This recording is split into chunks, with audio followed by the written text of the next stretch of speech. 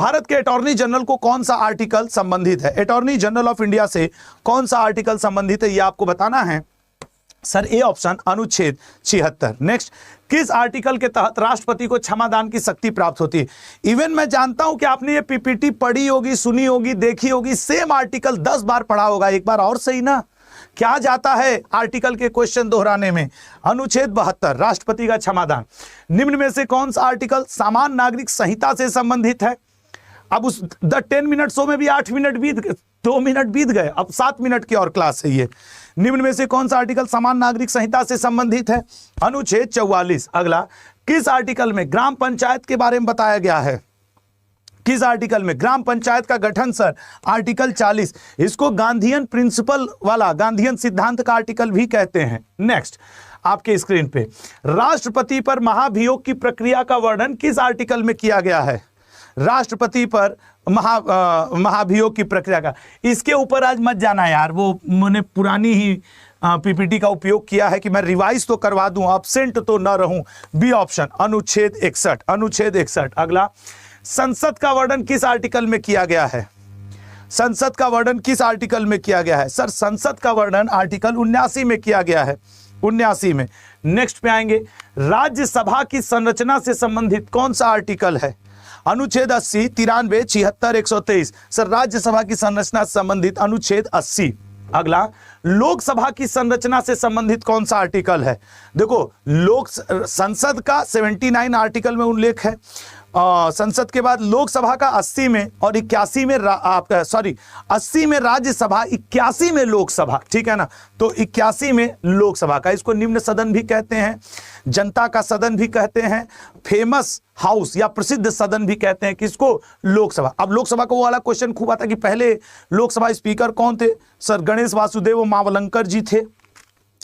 राष्ट्रपति का ordinance power किस आर्टिकल में आता है? देखो भैया, जो लोग आज लेट आ रहे हो, मैंने पहले ही बताया था कि यार आज 10 मार्च को थोड़ा सा मैं कम क्लास लूंगा, तो मैंने 10 मिनट शो टाइप का कर दिया कि यार कुछ तो हो जाए।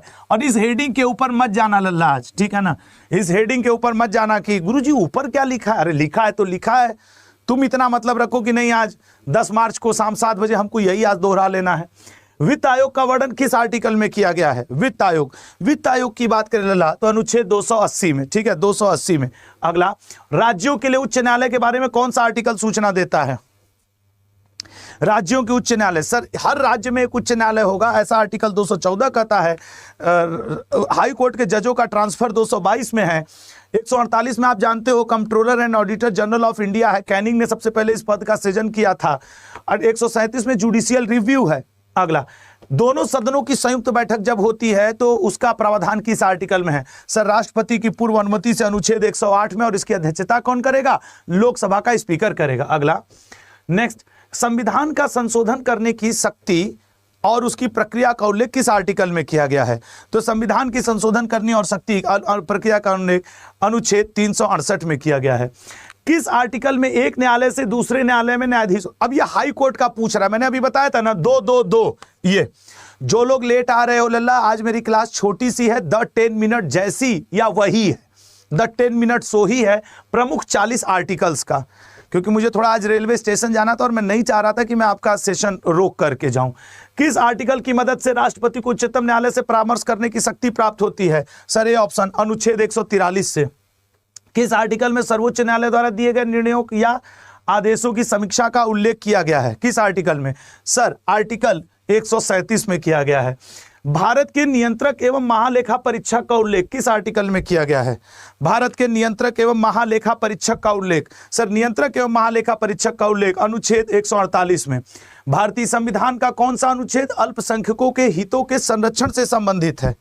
बताइएगा, भारतीय संविधान के सर अल्पसंख्यकों के हितों से संरक्षण संबंधित है 29। नेक्स्ट, भारतीय संविधान में समानता का अधिकार किस अनुच्छेद में है?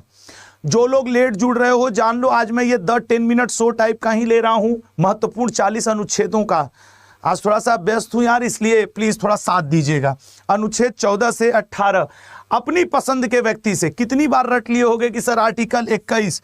अच्छा, आप भी कई बार सोचते हो कि सर घूम फिर करके यही आर्टिकल आते हैं। हाँ तो हैं ही भाई, 395 आर्टिकल में से अगर ऐसे देखा जाए तो 50 से 60 आर्टिकल इतने जरूरी हैं जो SSC, railway, NTPC, group D किसी में भी पूछते हैं।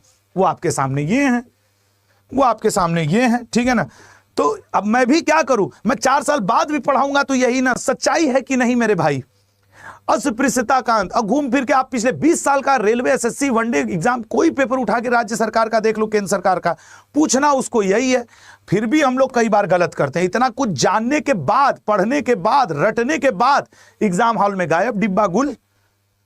2 या 2 से अधिक राज्यों के लिए एक समान हाईकोर्ट Q23 डॉट 2 या 2 से अधिक राज्यों के लिए एक सामान्य उच्च न्यायालय की स्थापना किस अनुच्छेद से संबंधित है? डी ऑप्शन 231 से।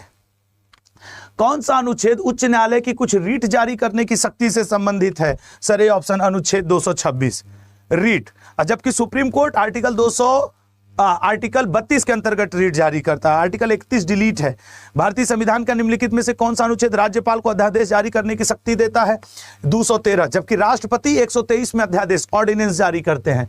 कौन सा अनुच्छेद राज्य के राज्यपालों से संबंधित है? भैया जितने लोग लेट जुड़ रहे हो, आज मैं ये 10 मिनट सो ही लेके टॉप 40 आर्टिकल का क्लास रोक दूंगा, तो प्लीज आज के लिए मुझे क्षमा करिएगा। अनुच्छेद 153, कसम से कह रहा हूं, यही वो क्वेश्चन है जो रूला मारते होंगे। खुद की आत्मा पे हाथ रखकर सोच लेना कि क्या ये याद है। अनुच्छेद ऐसे ही होता है यार, जो नहीं पढ़ के जाते वो एग्जाम में जरूर टपक जाता है। भारतीय संविधान का कौन सा अनुच्छेद धन विधेयक को परिभाषित करता है? सर डी ऑप्शन अनुच्छेद 110। उपाधियों का अंत किस अनुच्छेद से संबंधित है? आज सुबह मैंने 10 मार्च को वीकली रिवीजन करवाया है, तो जो लोग पूरे हफ्ते का करंट अफेयर छोड़े हो प्लीज वो वीकली रिवीजन आज का देख लेंगे। 2 मार्च से लेकर 9 मार्च तक का आज सुबह का मैंने रिवीजन करवाया। और ये जो 2-4 लोग बात कर रहे हो, सर कहाँ जा रहे हो, कहाँ जा रहे हो, रेलवे स्टेशन जा रहे हैं, हमारे मामा जी आ रहे हैं, नहीं जाऊंगा तो कहेंगे ससुर बहुत बड़का नौकरी करते हैं, हमको स्टेशन पर लेने नहीं आए, गाँव देहात में बेइज्जती हो जाएगा, इसलिए कह रहा हूँ। अनुच्छेद 75 इसका राइट आंसर है।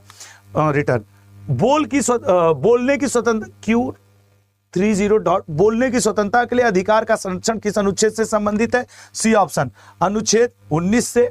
निम्नलिखित में से कौन सा अनुच्छेद लोकसभा में अध्यक्ष और उपाध्यक्ष से संबंधित है? सर लोकसभा का अध्यक्ष उपाध्यक्ष अनुच्छेद 93। थोड़ा तेज करते हैं क्योंकि 10 मिनट अब खत्म होने वाले, 3 मिनट और बचे हैं। भारतीय संविधान के किस अनुच्छेद के तहत भारत में किसी राज्य पर राष्ट्रपति शासन लागू किया जा सकता है? तो राष्ट्रपति शासन लागू किया जा सकता है अनुच्छेद 356 के तहत, ठीक है ना। अब देखो 356 में राज्यों के ऊपर राष्ट्रपति शासन, 360 में वित्तीय आपातकाल जो कि आज तक भारत में लगा नहीं, और 352 में लगता है अनुच्छेद में नेशनल इमरजेंसी, राष्ट्रीय आपातकाल, जब भारत किसी देश के ऊपर आक्रमण करे या भारत पे कोई आक्रमण करे, वैसी स्थिति में लगता है। आज तक 3 बार लग भी चुका है जब हम लोग पाकिस्तान और चीन से लड़े हैं।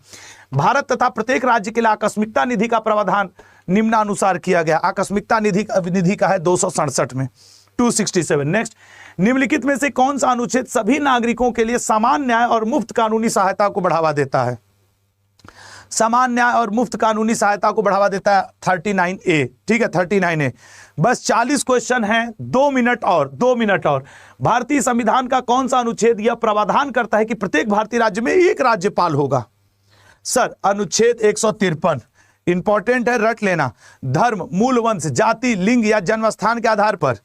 और ये मैंने आज क्यों किया, आज मैंने 10 मार्च को सर रेगुलर वाली क्लास क्यों नहीं ली? लल्ला थोड़ा सा काम था यार, मैं बार बार बता रहा हूँ। आज मेरे मामा जी आ रहे हैं गांव से रेलवे स्टेशन, उनको मैं लेने जा रहा हूँ। नहीं वो आप अच्छे से जानते हो कि गांव देहात में होता है ना, एक दिन गए तो